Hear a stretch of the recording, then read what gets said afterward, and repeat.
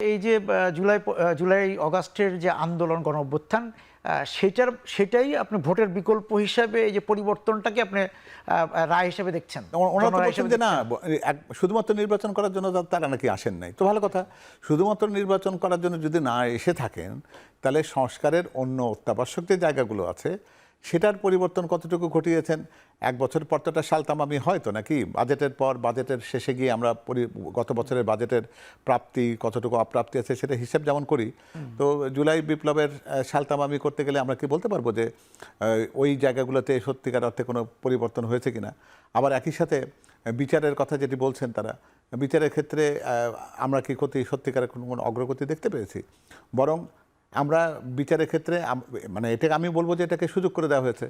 বিচারের নামে ঢালাওভাবে মামলা করার সুযোগ করে দেওয়া হয়েছে। এক একটা মামলাতে শত শত হাজার হাজার লোককে আসামি করা হয়েছে, যেটা ভবিষ্যতে যখন প্রকৃত বিচারের কাছে যাবে তখন এদেরকে অপরাধী প্রমাণ করার জন্য যতগুলো যুক্তিতর্ক এবং যতগুলো আলামতের দরকার হবে, এভিডেন্সের দরকার হবে, সাক্ষ্য প্রমাণের দরকার হবে, সেটাকে অর্জন দেওয়া সম্ভব হবে।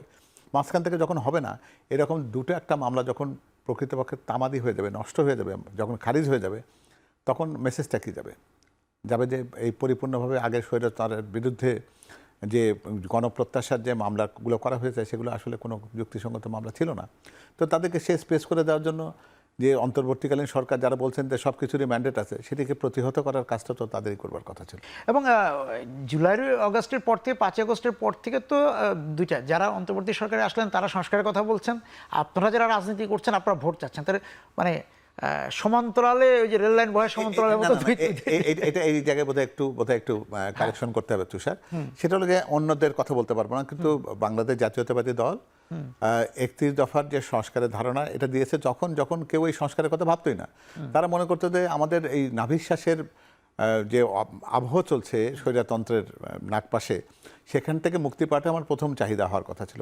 সেখান থেকে আমি ওই অত বড়োভাবে চিন্তা করব, সংস্কারের কথা ভাববো, এটা যেমন একটা অলিক কল্পনা ছিল। ঠিক তখনই কিন্তু আজ থেকে 2 বছরের বেশি সময় আগে কিন্তু সেই সংস্কারের ধারণাটি দেওয়া হয়েছে। ফলে বিএনপি সংস্কারের কথাটিকে প্রতি মুহূর্তে উপলব্ধি করে এবং সংস্কারের ধারণার বাইরে আগস্টের অনেক আগে থেকে এবং আমরা এটা নিয়ে জনগণের মাধ্যমে প্রচারণা কিন্তু সেটা চালিয়েছিলেন। কিন্তু আমি অগাস্ট পরবর্তী সময় কিন্তু ওই যে আপনারা মনে একটা রোড ম্যাপ চাচ্ছিলেন যে একটা যে ভোটটা কবে হবে। হ্যাঁ, রোড ম্যাপ তো আমার মনে হয় যে যারা ম্যান্ডেট প্রাপ্ত বলে দাবি করেন তাদের রোড ম্যাপ তো সব কিছুরই দেওয়া উচিত ছিল। যে তারা যদি বলতেন এটা যে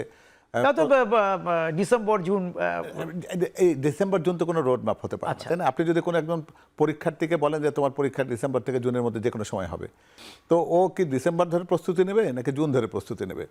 এটা তো মানে যারা বলছেন আমার মনে হয় যে এটি হচ্ছে এক ধরনের ভণ্ডামি।